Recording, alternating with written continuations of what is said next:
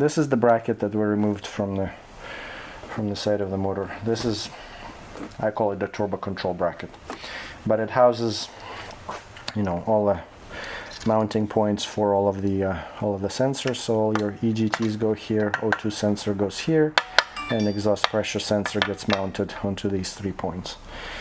Vacuum lines get routed through here, and then so vacuum comes in here, as we showed. This is input. The output comes out of this nipple, comes into this splitter, into 3.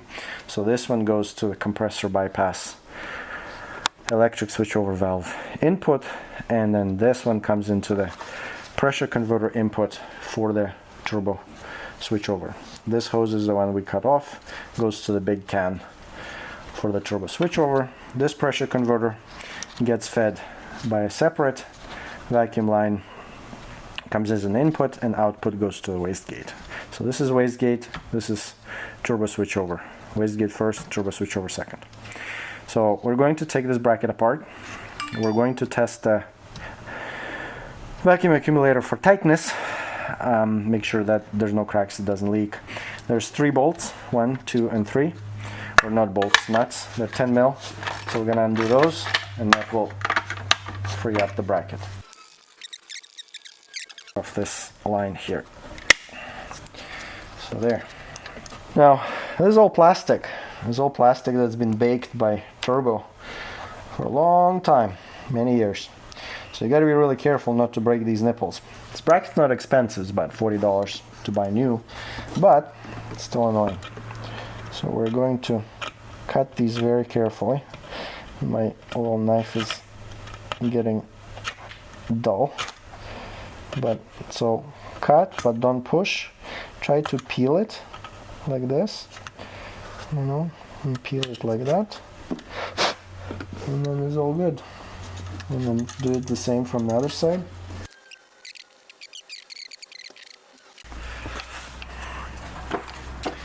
Put it on any of the nipples, really, it doesn't matter. There's just an open plenum in there, but careful. Cover another nipple with your finger and pull vacuum.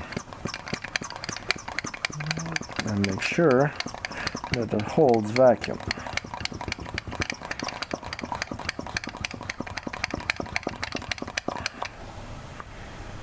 No cracks. There we go. These are factory pressure converters. We don't really know what condition they're in, but we're going to be replacing them. They look original, 2012 car, so probably time.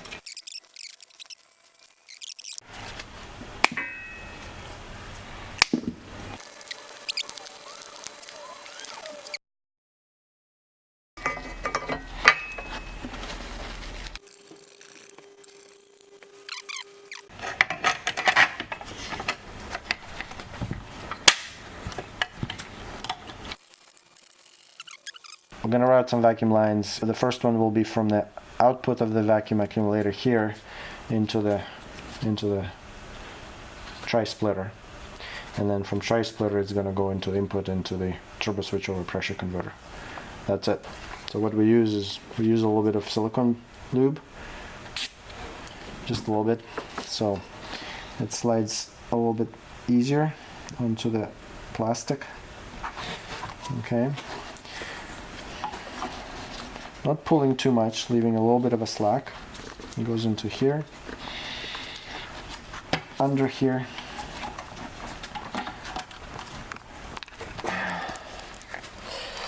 under here, and it comes to here. So this is where we'll split it into a T. So I'll just cut it here. Try to cut straight like that, and then we'll spray the silicone. It's okay, it will wipe out easy or evaporate like that. Okay, and then a small one will go from the straight edge here to the feed to this pressure converter, kind of like that. Okay.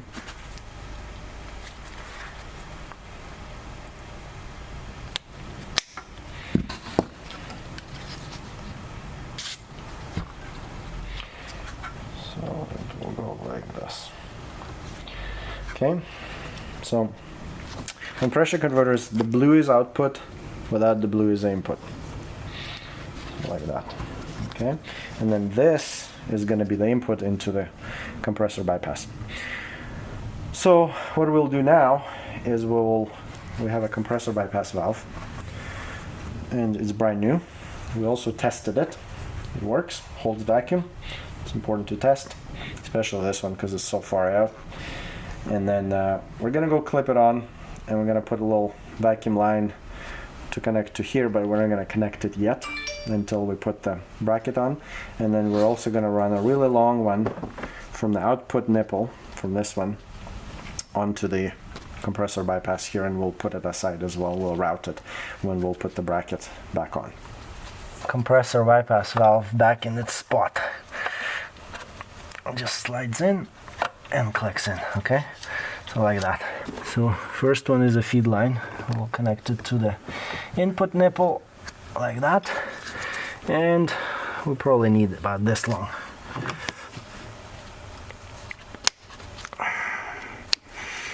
And we'll put it like that. The next line is an output line that goes to the compressor bypass actuator, and it goes onto, that's a red line, they used to be red line. It goes onto the output nipple all the way around, and we'll probably measure there a little bit extra, like that. And we will put it on that side. So the other one we're gonna put on is, we have a bit of a silicone factory BMW line. I'm gonna put it on a turbo switchover big can actuator, and that's gonna go to the pressure converter there. So that one we don't forget, otherwise you'll get code 4530. Now we can put the bracket back on because we got our vacuum lines that we need, and then we'll wire the rest. So this is our bracket, and it'll slide in carefully past everything. Just gotta watch the exhaust pressure sensor here. Make sure it slots in the right spot, and then make sure that vacuum lines, nothing gets pinched.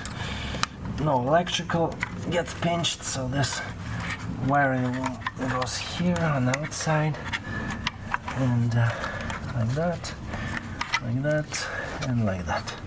Put this bolt for now, and we'll put the back bolt to hold all this stuff together.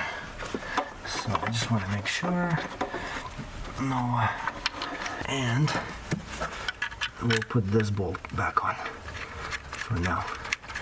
But we have to remove this bracket. We only got 2 bolts to remove, and then we'll put the rest after.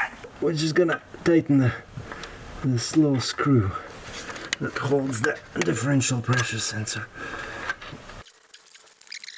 When you try to remove these, they're very brittle, they're old, so they get destroyed. So we have a new one like that. You can buy it from BMW like this. And it goes into this hole here, right here.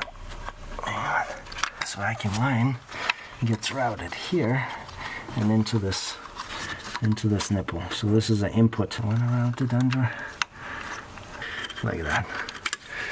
So okay, into the splitter.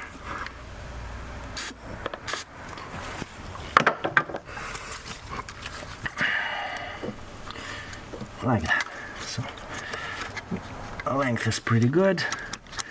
This vacuum line for compressor bypass gets clipped into the clip on the side here and into this. Okay, and then it could get routed outside here, usually, and under the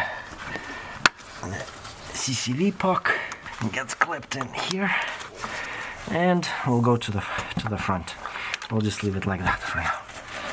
Now we need to connect the blue vacuum line. This one's gonna connect to the output nipple here. So we're going to, it's already connected to the actuator. So we're going to route it inside here, up, like that. Okay, and we'll need to cut it off a bit because we probably need it like a little inch shorter.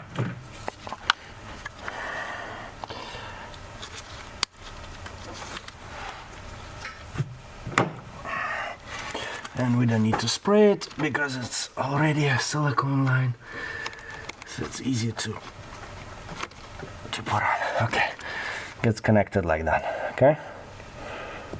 Now we've got electrical connectors, so probably route it under this vacuum line, and it goes like that, and then locked. Okay. And this one is, we need a zip tie. So that's for this connector that's gonna get connected here, but we're not gonna connect it yet. These two lines, one is for the wastegate actuator, vacuum actuator, one is for the low pressure EGR. We're not keeping low pressure EGR as per request of the owner of this vehicle, so we're just gonna cut it off, and the wastegate we're keeping because we need it. So which one's which? The wastegate one has this break in here, so this is where we're going to run the line to, and then the old one's gonna stay until we go under the car and we can replace that. And the low pressure EGR one we're going to cut. So I'm going to cut both actually at this point. So the wastegate we're gonna cut here at the connector. Maybe not, maybe a little bit further.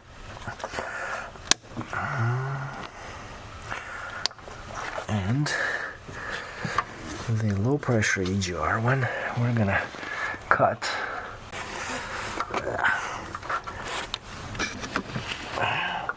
so we're gonna cut, and hopefully no fingers or wires. A long time ago this line was blue. From this nipple, come on. Okay, and then we'll run it through. There's a factory clip here, like that, and maybe not as stretched, so it's nice and loose. And then under here, into this clip, second clip. Right, and this is an output nipple, so it's gonna go into like that, and onto the output nipple of the pressure converter, like that. Okay, now we need to connect the input nipple of a pressure converter, and so this thing gets here.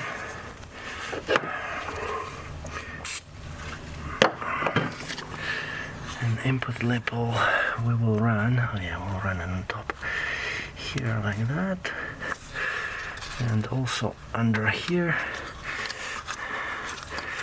I didn't clip this one in. That one clips in like this. This one clips in like that. Clip, put the electrical connector in and lock it, and then these guys are kind of on top of that, and then this guy is going to, like, this is the compressor bypass, we're gonna route on top, right, like this. I'm gonna route on top and to these guys, to one of these, it doesn't matter which one. I'm just gonna leave a little bit extra here. So the second one of these will also connect loosely, follow this line, and then this one will connect into the input nipple for the accumulator. What do we have? we have lots of connectors. So these guys will go here. We need to connect the compressor bypass. And before we do, we need to find where it is. And it's right where this blue hose is, kind of behind it. So you could kind of see it through the hole here if you look where your fingers are. If not, you can just connect it, you know, with your hand. And I feel it, that it's connected. There you go. So that's connected.